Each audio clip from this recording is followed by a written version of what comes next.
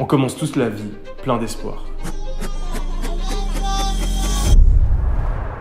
Quand on est gamin, on a des rêves grandioses et des dizaines d'idées tous les jours. Quand on est gamin, on se déplace en courant tellement on est pressé d'avancer. Le seul truc négatif, c'est qu'on ne peut pas tout faire. Nos parents nous mettent des limites et on n'a qu'une seule envie, grandir, rejoindre le monde des adultes et commencer à croquer la vie à pleines dents. Et puis petit à petit, discrètement, sans même qu'on s'en aperçoive, on commence à arrêter de croire en nos rêves. On perd notre optimisme, on se conforme et on finit par devenir comme tout le monde. Fais de bonnes notes, finis tes études, trouve un bon travail dans une multinationale, achète une maison et fonde une famille. Nos professeurs, nos parents, nos amis, tout le monde nous dit la même chose. Mais pour moi, ce n'était pas assez. Quand j'avais 18 ans, c'était le chemin vers lequel je me dirigeais, mais j'avais cette petite voix au fond de moi qui me disait, qui me répétait sans cesse que ce n'était pas fait pour moi. J'entendais cette voix, mais je l'ignorais. Je continuais à étudier en me disant que ça allait changer.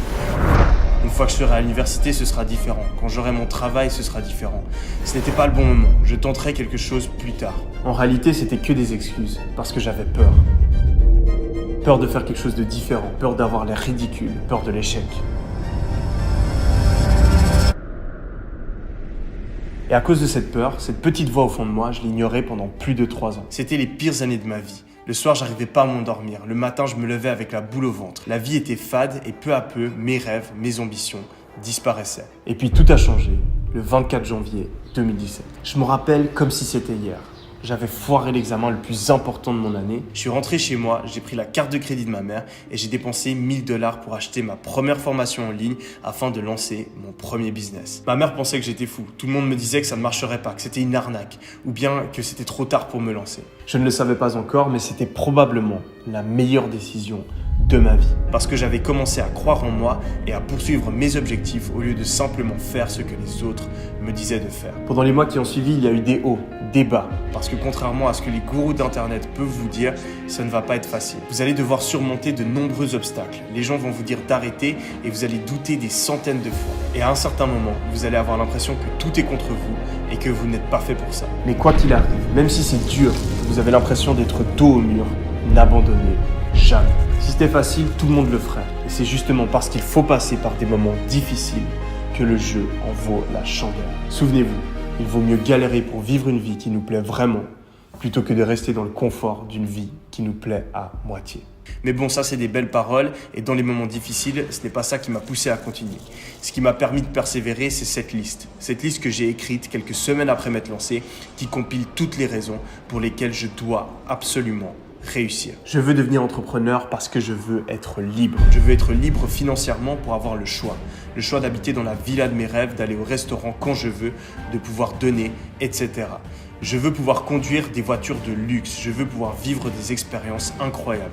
Je veux pouvoir côtoyer des personnes qui m'inspirent. Je veux avoir la liberté temporelle pour pouvoir décider de quand je travaille, quand je suis en vacances, quand je dors, quand je mange, quand je me réveille.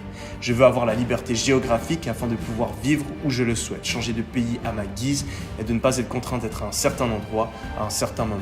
Je veux être libre de mes choix et n'avoir à répondre de personne. Pas de patron, pas de figure d'autorité, pas de contraintes créées par la société. Je veux pouvoir aider les plus démunis et aider ceux qui m'ont aidé par le passé, assurer une retraite plus que confortable à mes parents et pouvoir avoir mon frère à mes côtés dans mes projets.